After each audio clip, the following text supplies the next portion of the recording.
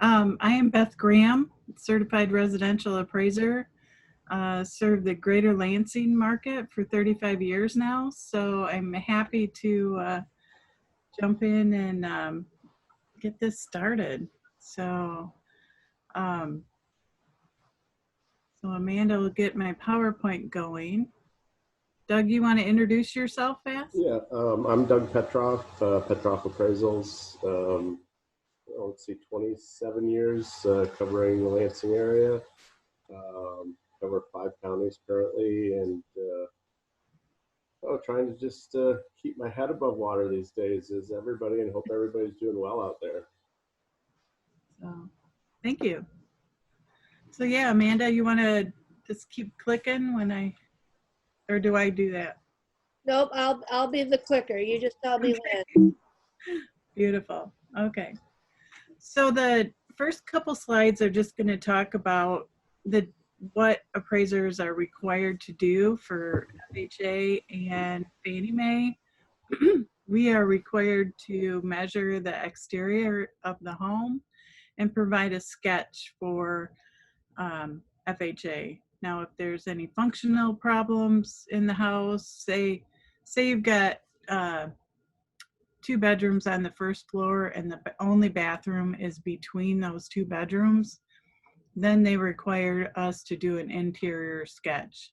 Or if there's something other functionally odd with the property, they want an interior sketch, like the full lines of the property or the interior. So otherwise, we just have to put in the rooms where they are on the sketch, and we measure around the exterior. So, and then we do a sketch of the basement and show the finished area.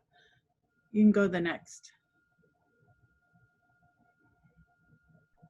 So, and then additions and converted space must, the appraiser must treat room additions and garage conversions as part of the GLA dwelling only if it's accessible from the interior of the main dwelling in a functional manner, has permanent and sufficient heat source, and was built in keeping with the design, appeal, and quality of construction of the main dwelling. So, so if you've got a porch addition, if it's not the quality of the rest of the house and it's not heated, then the appraiser will typically call that just an enclosed porch. You'll get value for it, but it's not going to be part of the overall GLA of the structure. Next. Like I said, the sketch requirements, we have to sketch all the outbuildings, the decks, the porches, and put them on a sketch. So, and provide the interior, just a room count and any functional design, include that in our sketch. Next. Yeah. Oops. Wait, go back one. Sorry, Beth, my magic mouth isn't being so magical today, I guess. This is the correct one? Yep. All right. So Fannie Mae is pretty much the same. We measure the exterior, and we don't include any below grade square footage. So that will show up on the basement line. You'll get value for it, but it just shows up on a different line. So all the square footage has to be above grade. And then for a condo, we're supposed to, yes? Sorry, I don't mean to interrupt. Sorry. Maybe some people need to be know what above grade is. Like, okay. It's front door, correct? Right. By the ANSI standards, okay. It's 100% yes. above grade. Yep. And I've got a sketch in here that kind of shows that. So, and for a condo, we measure from the interior walls, typically in the basement or overhang to overhang on the second floor or the first floor. But let's So it says for a condo or a co-op project, the sketch of the unit must indicate interior perimeter unit dimensions rather than exterior dimensions. Dimensions and estimates for gross living areas shown in the condo documents are acceptable. A lot of times when we measure the interior of a condo, it'll be different than what is on the plans or in the bylaws. So I always make a note of that, and then so that's where you might see a difference in the appraisal versus the condo docs, is because we measured from the inside, and but I always discuss, you know, why it's different. So next. Okay, so this is when you get into BS&A, you're going to get a listing. I always say pull out this the assessor sketch. When you go to the house, check the sketch for crawl spaces, slabs, overhangs. While going through the property, see if the sketch matches the house. Review the sketch to see if there's missing additions. If your property is a one-story older home, review the sketch to make sure the assessor isn't including an unfinished attic in the square footage. I recently had one where, yeah, the assessor had like 1,100 square feet for this house, but the second floor was never finished. So you need to look at that and look, you know, compare, go through the house and say, well, this is wrong. It's only 900 square feet or whatever.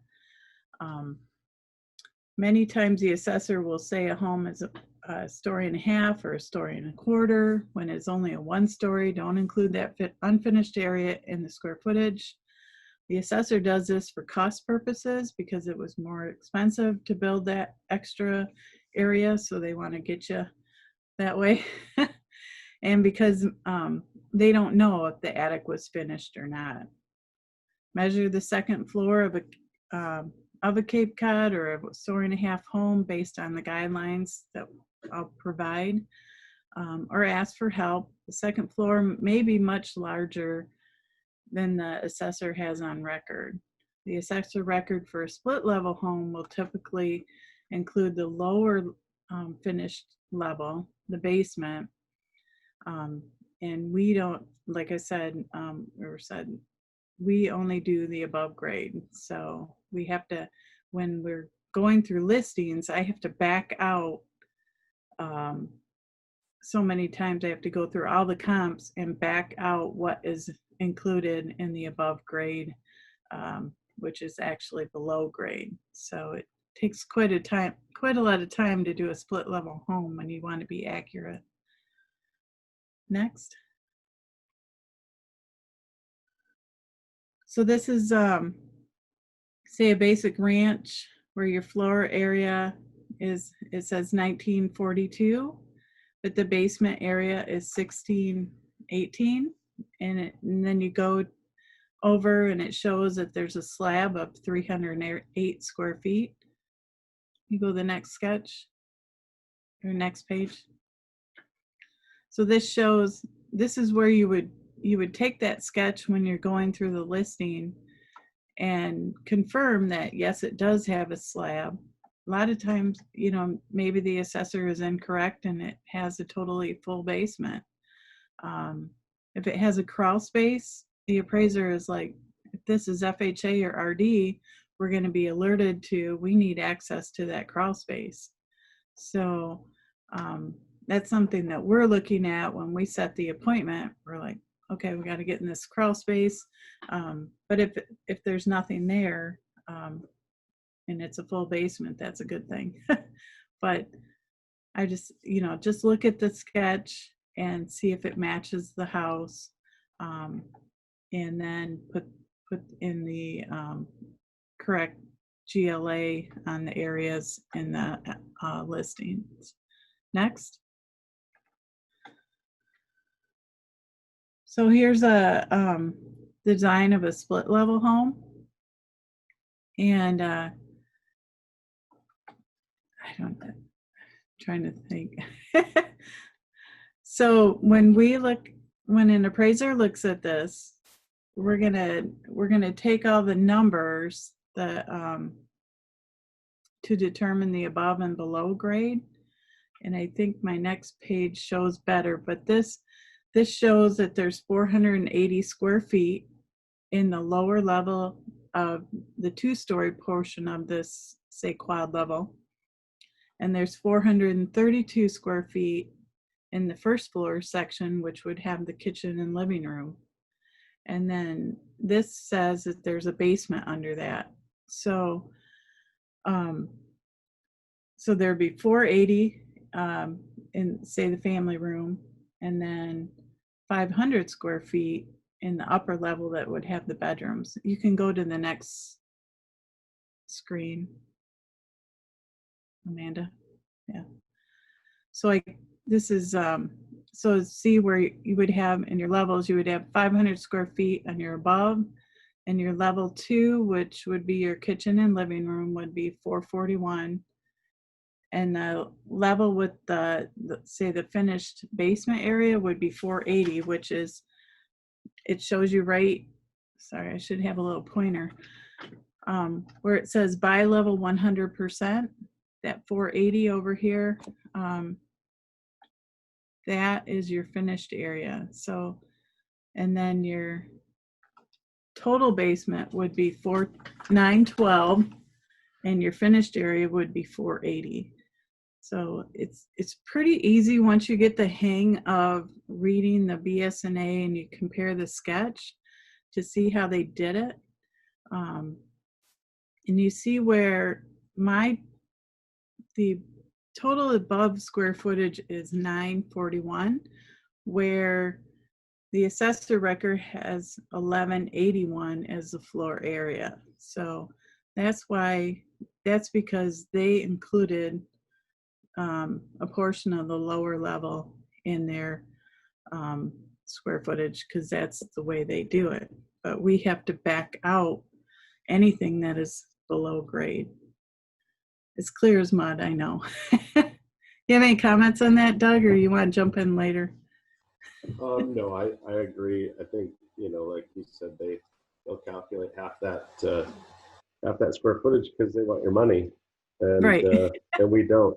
I mean, well, we don't collect like that. Yeah. But yes, I agree. And like you said, once you get the hang of how to calculate these areas, it becomes pretty easy. But essentially, it's just like measuring a ranch, really, and not including the lower level in terms of above grade square footage. Right. Yep. And with the overhangs and whatnot. So yes. Next. So this is shows like Doug was saying, with it shows your grade, and we are only going to count that line where everything is totally above grade. This is a great sketch to have with you. I've shared it before. I think we might have it on the on the GLAR page, where it shows how to calculate the second floor, or the say a Cape Cod second floor, or a bungalow, where you have to have the square footage, or you have to have the ceiling height of 7 on the second floor, and you measure down to where you see on the side it says 5 foot to the 5 foot wall, the where the rafters come down. You measure to where the ceiling drops to 5 feet, and then you only use that area in between. So this is a great example to use to try to get the hang of measuring a Cape Cod.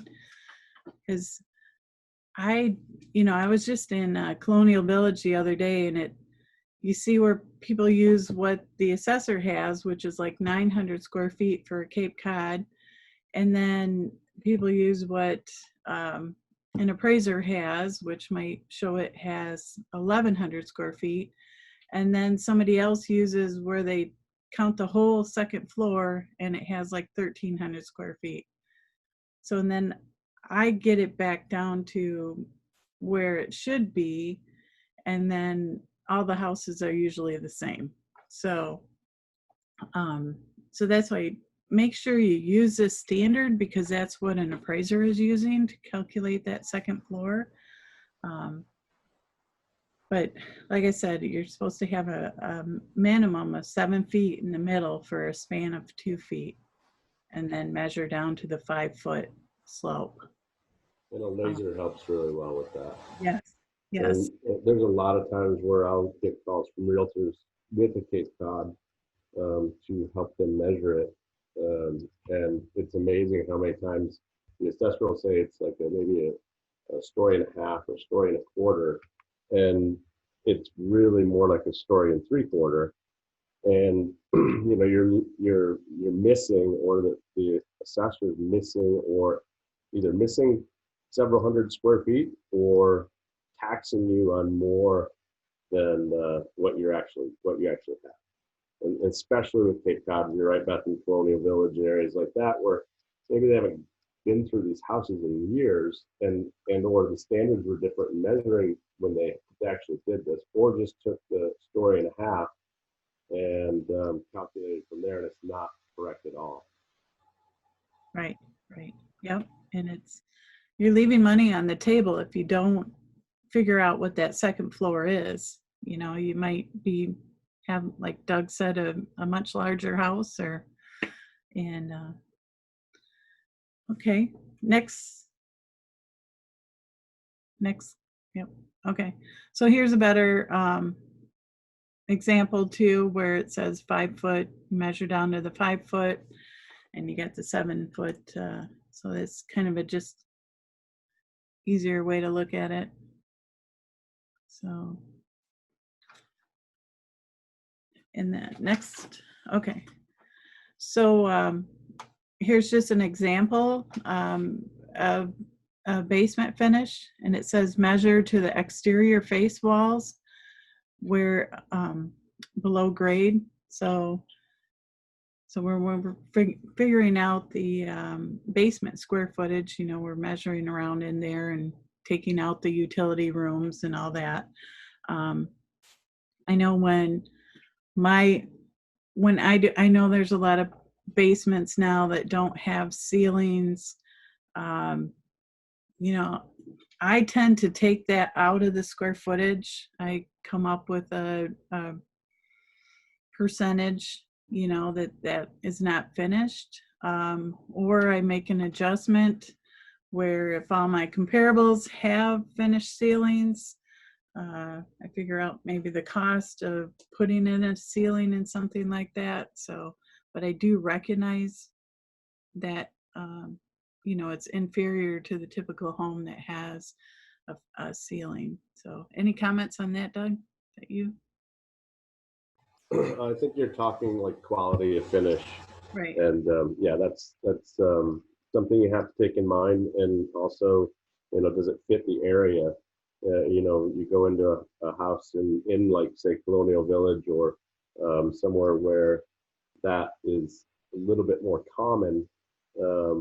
That kind of fits the area. Where you go into White Hills Lakes and you have a finished basement like that, it's not very common. And you know, the market's going to see it that way as well. So yeah, that's definitely something you have to take in. And I think measuring your basement square footage, you know, especially on our end when we're going through houses, and even for the realtors, sometimes, you know, it's, well, how you calculate the square footage in the basement, you know, the total square footage finish, it can be like your diagram here, measure the unfinished area, the rest is there. You know, and usually the unfinished area is that utility room from block wall and block wall. That's a lot easier to laser and get measured that way than trying to negotiate around, you know, your deer head in the back. Yeah. And your laser hitting a deer head, or, you know, reflecting wrong. It's just a lot easier to do that in an unfinished area. Exactly. Yep. And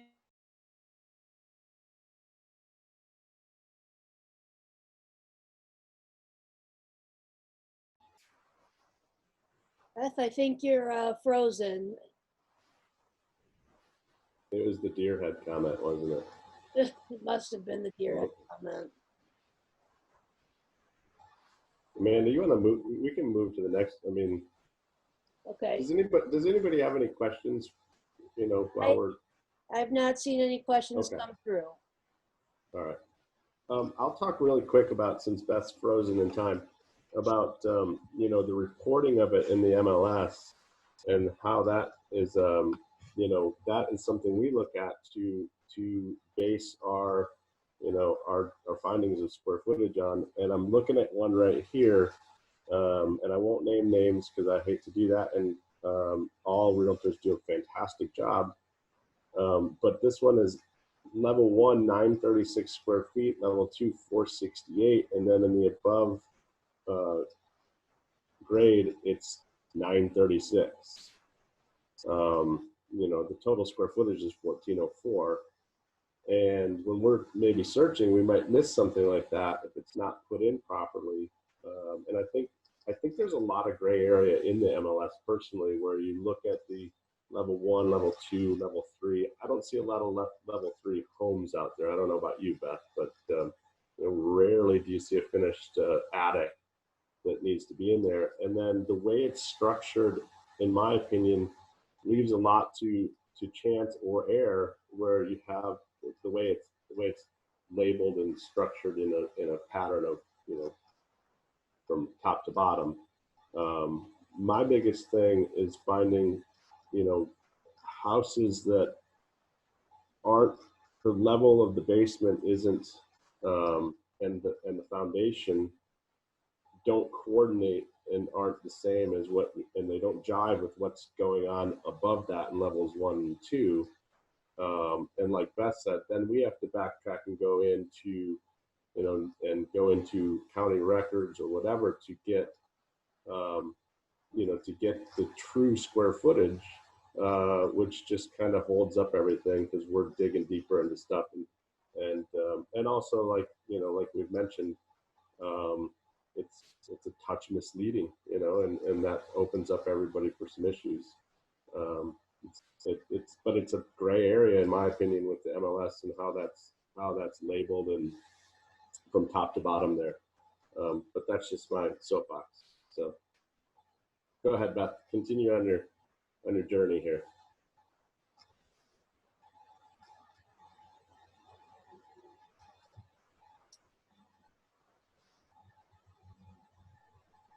Beth, we can't There. hear you. There Okay. You go. There. I must have had an internet problem for a second. So yeah, so this is a little description. I believe this is in our MLS in our the tools section. You can pull this out and it shows you, you know, the different levels of a bi-level or a tri-level or a quad level. So only use the 100% above grade when you're comparing. You know, there will always be those unique properties out there that just don't fit in what we're, you know, the typical thing. So you got to work through those situations, call an appraiser, and we'll try to help you walk through it. So next. And next. So these are some of the tools, you know, like good old 100-foot tape for doing barns, if we can. That little laser bush I have, like for $40 at Lowe's, is the best thing ever for calculating square footage. And then the expensive disto that I'm still trying to figure out how to use. So, but grab one of those little tape things, and it's very, makes your life a lot easier. So yeah, next. And I just put in a couple books that help you. These are great books that you can get through the Appraisal Institute or just get online. But they're great for helping you figure out designs and building types and construction quality and and the history of homes is very helpful. Do we have any there? Oh, okay. Well, so a bedroom, this is the biggest thing. So Lansing code and most municipalities require 70 square feet for a bedroom. With a egress, if you go back, oh, okay. If you have a bedroom in a basement, it's got to have an egress window. This says 5.2 square feet. Check with your fire department or code compliance to double check for your municipality. Room has to have privacy. You can't have any walk-through rooms or glass doors.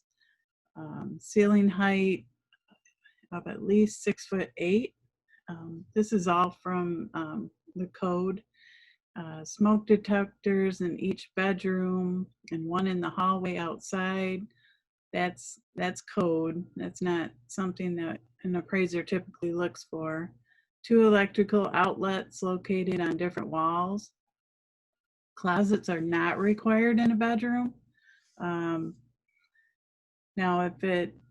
if all the houses in the neighborhood typically have closets, you know, it might be a functional thing that we address, but you don't need to have a closet in a bedroom. It's got to fit everything above, though.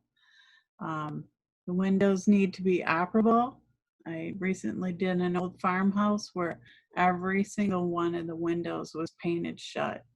So the windows need to open and close and have locks, and each room, the room has to have a permanent heat source. You can't have a plug-in. Like I said here, the FHA has no rules to upgrade or to comply with electrical codes. If an appraiser sees an issue with an electrical or anything else, we'll just call for a professional to look at that. And rental code may require a larger square footage for a bedroom, and they might require a rod to hang clothes or something like that. So check with your municipality. But these are the basic rules for a bedroom, the minimum square feet. And part of the NAR Code of Ethics, reminder to follow the Code of Ethics and paint a true picture of the property you're listing. Avoid exaggeration. Don't clone old listings. Year after year, you see people do that, and it's just horrible. They carry forward bad square footage, and usually it's inaccurate. Seek good counsel from a professional appraiser for property measurements. Notify the listing broker if there appears to be inaccurate information in the listing. This is from the NAR Pathways to Professionalism. This is easily done by clicking on the report violation button in Flex, or a nice phone call or text is even better. So a lot of appraisers report violations if we see something inaccurate, because we want good data so we can do better valuations. We all need good data to report and figure out, you know, the value of the property. So don't guess, and seek help if in doubt. Ask a homeowner for building plans, surveys, etc. Take a photo of these and include in the listing photos or documents. Google how to measure a home. There's lots of good videos out there that appraisers have done, or ANSI professionals have done. Next. Might be it. And that's it. So, and I think Doug has, you were going to talk about the levels. I kind of touched on, I was going to talk about the MLS and how it's recorded, but I think I did that when you were frozen in time.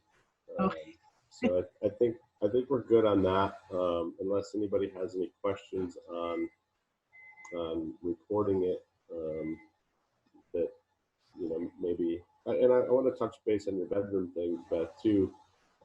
Yes, I see a lot when I go into houses. People say, "Oh, I have, 4-bedroom house or whatever," and it's mainly in some older houses, I think, where you pass through one bedroom to get to another. One has to be listed as either a loft or a family room or something, flex room. That's the new hot thing. They both can't be bedrooms. And the old standard of no closet, no bedroom. I'm glad they did away with that because there are a lot of older houses out there where when you think back when these were built, they had an armoire and that's it. They didn't need closets. They had 2 changes of clothes typically, and so a lot of people were confused on that. But now you can make a decision based on the age of the home and what's appropriate. But I think the recording thing is the biggest thing, and how it's recorded it within the MLS, like you said, Beth, to get us the best data possible. And I personally think our realtors in GLAR do a fantastic job for the most part. But like you said, also there are a lot of tricky, unique homes that are hard to, even for us who have been doing it a long time, to look at and go, what's going on here. And so if anybody has questions, call Beth or I and just pick our brain. That's what we're here for. We're unless we're in an inspection, we'll be happy to talk to you and walk you through it and solve the problem. Yeah. Amanda, have there been any questions? Surprisingly, no. If you guys have any questions for Doug or Beth, please throw them up now while you have your chance. Put them on the spot here. Oh, geez. I would, take as many pictures too, because, sometimes I have to figure out basement finish by looking at pictures and, because it'll show, for some reason, the listing will show 0 square footage in the basement, but you read the comments and it says there's a full basement with this and this and that. And, so it's like those things where pictures are very valuable to take. You can take unlimited number of pictures now and put them in Flex. So take a picture of the front and the back of the house and the barns and the views. All that is very important to us. And it's important to other realtors too when they're looking, for their client. They need to have full disclosure of what's going on in there. In your description where it says, like you said, there's nothing listed as finished in the lower level, and yet it says part finished with daylight windows, and there's a bath listed. And now you've got, now if you have pictures, you can see that it's actually, maybe something was, left out or stuff like that. So I think you're right, Beth. More pictures, the better for everybody. Oh, we do have questions, Beth. Look at that. We do. The question I have here, if you have a basement with a painted exposed ceiling, does this count as finished space? well, it depends on if it has all like drywall wall and it's got carpet on the floor, I'll give credit to that. But if I'm comparing it to other homes that have like a complete finished basement with the drywall ceiling and all that, I may make an adjustment, or I'll say that what I personally do is I back out the square footage of that lacking the ceiling. So that's my way of dealing with the cost situation of them not bothering to put in a ceiling. So, or you can include that a whole area as square footage, finished area, and then do a quality adjustment or some type of functional adjustment for it not have. But it's definitely not to the level of finish that somebody would expect, I guess. Right, and I think it goes back to what we said earlier too.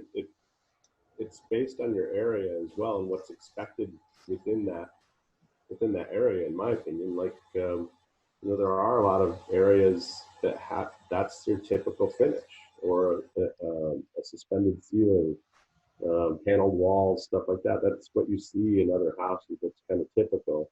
So it's kind of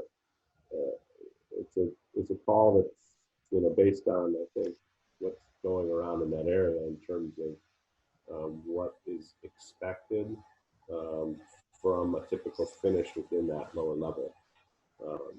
I think you have some areas that, and I think it's kind of hip and trendy too to have the exposed ceilings painted and kind of stuff like that. So that's another thing that you have to take into account. But I agree with you, Beth. It depends on what other pictures you're looking at.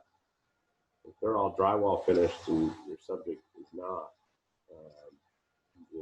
there is it finished to the quality of what's expected within a house like that, or Right. other typical homes in that market. Right. So it's a judgment call, kind of. Does that answer your question, Sue? I think that probably does. Another question here. What about measuring a basement with a walkout? Is it correct to say not above grade because it's not 100% above ground? Correct. It's got to be, everything has to be 100% above grade to be on that gross living area line with your, so you'll still get credit for it. Mhm. You'll just get credit in the basement line of the appraisal. That's still So, livable square footage. It's just not above grade. right. Livable Right. space. Yeah. Nancy has a question.